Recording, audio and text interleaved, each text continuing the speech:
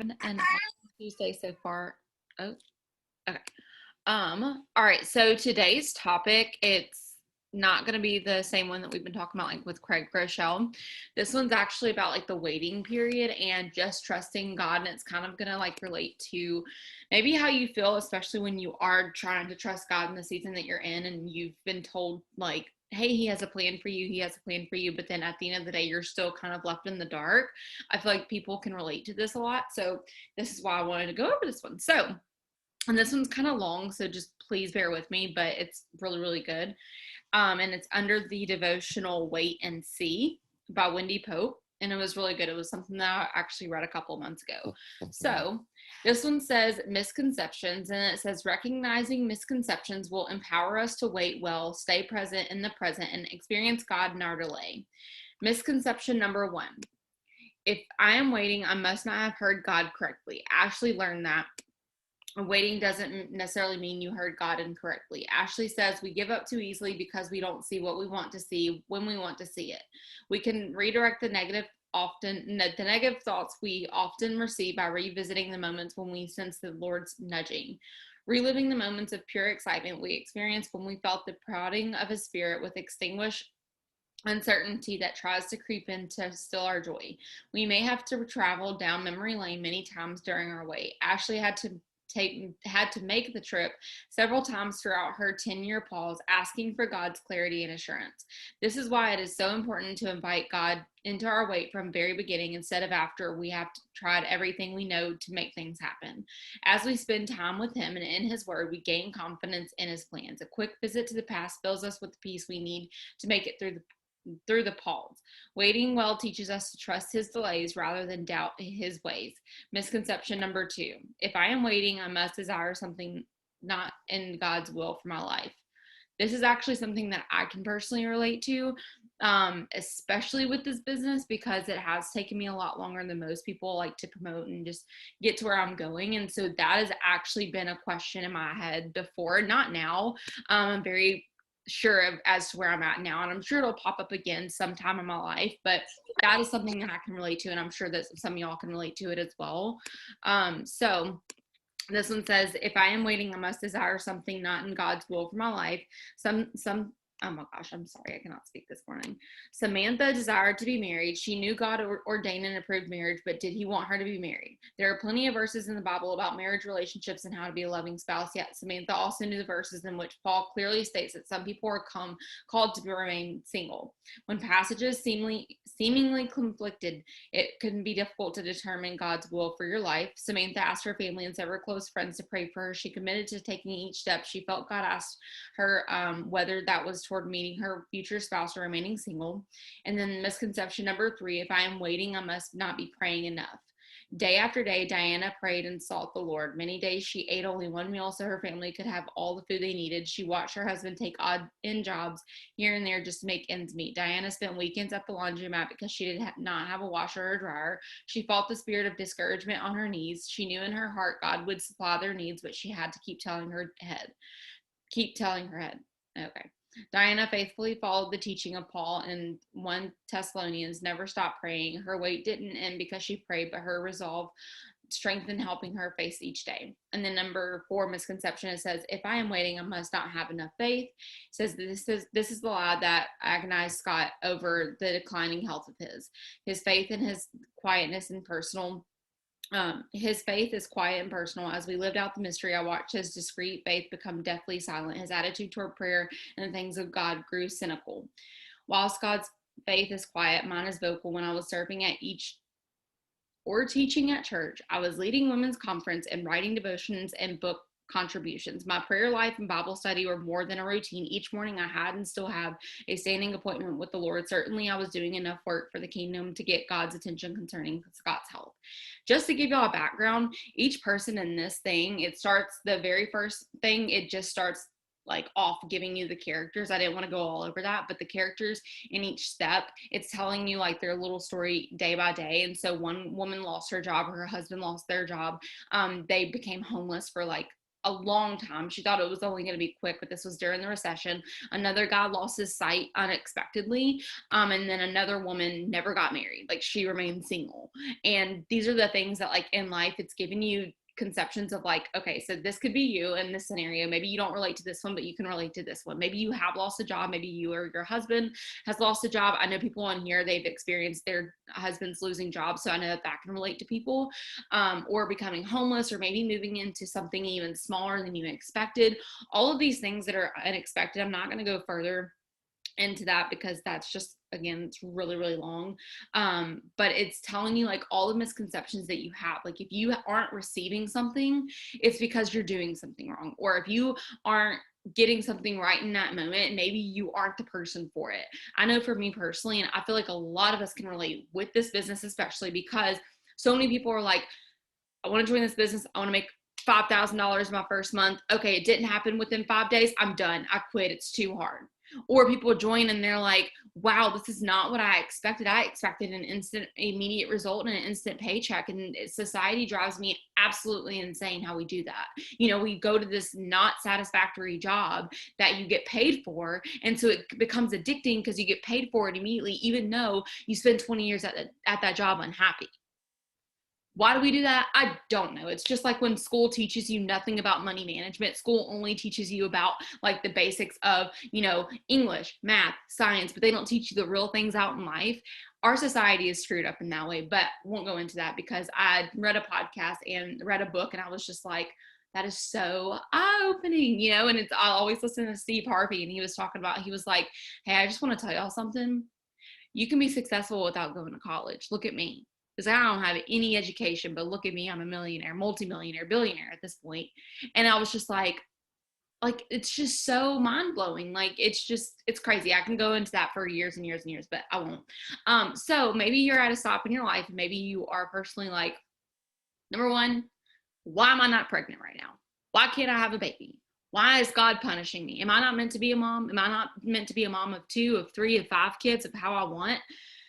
Chances are, maybe in your life it's not, and I'm not trying to, like, bring the mood down or anything, but maybe in your life, instead of you praying for a child, and you've prayed for maybe 10 years, okay, maybe in this season you're just meant to be praying for what God has planned for you. And that's kind of, and I read that the other day, and it was actually from someone who was, like, infertile, so it's coming from a place of, like, that, and she just kind of gave that perception on that. I was like, you know what, that's so good, because I know people focus on that so many times, and they're like, God, can I please get pregnant? God, can I please get pregnant? God, can I please get pregnant? Instead, they're like, it should be like, God, if you don't have this in my will, can you please pray for me not knowing what to do if I don't?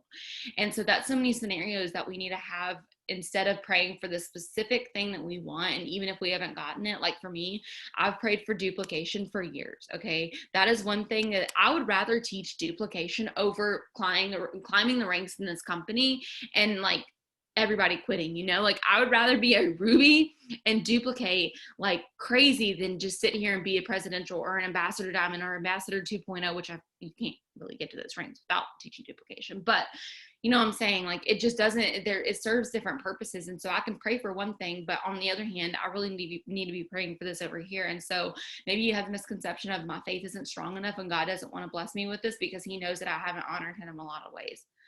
That might be true in a very small scenario, but in the big scheme of things, he's just teaching you to trust in him, because we know that when we rely on ourselves, gets us absolutely nowhere. It gets us frustrated. Maybe you are to the point where you have literally tried for years and years and years and years to do something on your own, and you're just now realizing maybe in this very moment that it's not serving you anymore. And you're probably looking back and you're like, oh my gosh, if I would have just changed my ways years ago, I would have been a lot further. Y'all know how many times I do that with this business, and not just this business, but this life. Like, I literally look back and I'm like, if I would have started my faith journey earlier on, instead of starting at the age of, honestly, like 19 was really when it was like planting seeds, but not until about 2 years ago was when I really dived heavily into faith. Okay. So I keep looking back and I'm like, if I would have gone back then, or if I would have started tithing back then, I would be a lot further. I would have a lot more money in my bank account. I would be, I'm debt free, so I can't complain about that, but like I would be a lot further. Maybe I would have the house that I wanted. I start making up these scenarios in my head, and it's just like I spoke about yesterday in the book, Get Out of Your Head. You start doing the what ifs. And instead of doing the what ifs, replace them with because God.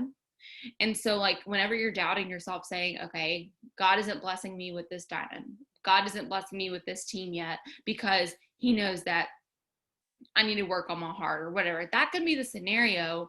But instead of looking at it more of a victim mindset, just ask yourself, what is God trying to teach you in this moment? Like, what is he trying to teach you? Is it patience? I know so many of y'all will text me and y'all be like, yeah, I sent out 5 messages today, or I sent out 20 messages today. Nobody is responding. Nobody wants this. And I'm like, sis, give it patience. People are at work. People are not on their phone 24/7 all the time. You just have to wait and see when the fruition comes. Like, I had last week, I can relate it to this business because obviously I always say, oh, this business is my life. But last week, I sent out like 10 customer forms. I sent out 5 distributor forms. I signed 0. I signed 0 people. I signed 1 customer at the very last day of the month, and it was like at 9:30 at night. Okay. Guess what happened? Was I frustrated during that week? A little bit. I was like, what is going on? I was texting Becca on my team. I was texting Amber, and I was like, y'all, are y'all experiencing this too? Because what the crap? And they're like, yeah, I actually am. And I was like, okay, cool. It's fine. We're fine. Guess what happened yesterday? Signed up 4, I can't remember. It might have been 4 customers. I think it was 4. No, it was 3 customers, a current customer order, signed a distributor, signed a customer this morning. I have 2 more forms out. That just means that it's going to happen. It just might not happen in your timing. So God knew that I wasn't going to promote last month. So maybe he was saving that volume for this month. Okay. So like, you can't sit here and look at it as like, I'm being punished. You can't sit here and say I'm a victim. You can't sit here and say like, oh, God doesn't love me because I'm just not a child that walks in his favor yet. No, he loves every single one of us equally. Do you not think that like each of us have had our own journeys? Do you not think I sin all the time still? Do you not think that I struggle every single day with thinking, okay, God, are you punishing me? Is this a blessing? Like, what do I need to do with us? Battle with this still daily. But that's why I get on these prayer Zooms. That's why I do devotionals. That's why I journal out everything. That's why I pray consistently throughout the day. I don't just wake up and pray and say, all right, God, thank you so much for this day. I'm good. I don't do that. I know a lot of people do that, and there's no judgment because I used to be that person, but I'm in a consistent talk with God at this point. And it's so relieving because when people text me with their problems, which obviously, when you're a leader, you carry more problems. It's okay because I know I'm like, God, number 1, got me through the situation of what they're feeling right now. And number 2, he's carried me into this height of knowing where I can handle it and knowing that I can handle the pressure of people. Even if people text me today's 20 million problems, I can handle it because he's put me there. And so like just getting that different perspective. And I think so many people play the victim mindset of I'm not worthy enough because I haven't read my Bible in 16 years. I'm not worthy enough because I don't even know how to pray. I'm not worthy enough because I sit here and blame him more than I thank him. No, it's a journey. It's a freaking journey. It's just like anything else you do in this business. Being a mom is a journey. You figure it out along the way. Being in your faith is a journey. You figure it out along the way. Being a student, you figure it out along the way. My first day of college, literally had no clue what I was doing. I was like, it was like I don't know if y'all have ever been to college. It was like a complete, like, 360 from high school. Okay. I went to high school and immediately went into college. I went into a community college first, but it was still like overwhelming. And the first time when I missed an assignment, I expected my teacher to be like, oh, it's okay. I'll give you another day. Gave you a fat 0. And then if you're late for school, they would lock the door. They wouldn't let you in. And I was like, no tardies around here? When do we get tardies? Like, we don't have those. Completely different scenario. You just learn along the way and you get more disciplined along the way. So again, if you're promoting and you're trying to promote and you realize, oh, I don't need to wait till the 15th or the 16th or the 20th to start working. It's very helpful if I start working on the 1st. Sometimes people don't learn that until you actually go through it, and then you are stressed in the last day of the month. Just like promoting.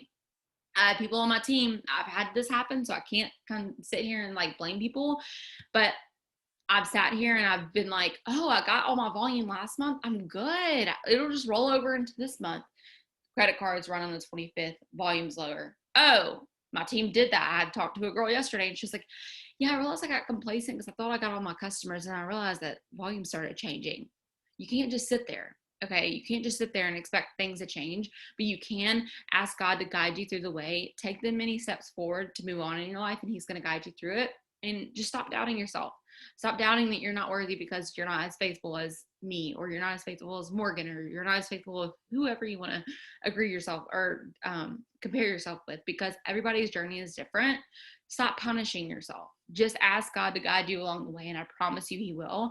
And stop making the misconceptions your excuses, okay? Stop making the misconceptions of, I'm not meant to be a diamond, so I'm not going to work like one. No, you work like one and let God do the rest, okay? That's how it works. Not, okay, I'm going to guess and see if I can be diamond. But honestly, in real life, like my family's never had money. So chances are I'm not going to have money either. No, change the game for your family, okay? I'm changing the game for mine. Like, my parents text me all the time, and I've told you about their story. Like, they don't make a lot of money. I don't even know, like, my dad don't even think he'll have a retirement. Like, and that's kind of like another reason why I want to kind of push is like, I want to bless them just to show them like you can live an abundant life. And they text me all the time, I'm so proud of you. I'm so proud of you. I'm so proud of you, because I'm changing the ways of my life. Whereas they didn't start until 60 years old, okay? And so just change it. Like, that's all you have to do. Just take one step forward and ask God to lead you through. Hopefully that helps. I won't go any further because I could talk about this for hours and hours and hours, and y'all know me, I can talk. So I'm going to stop this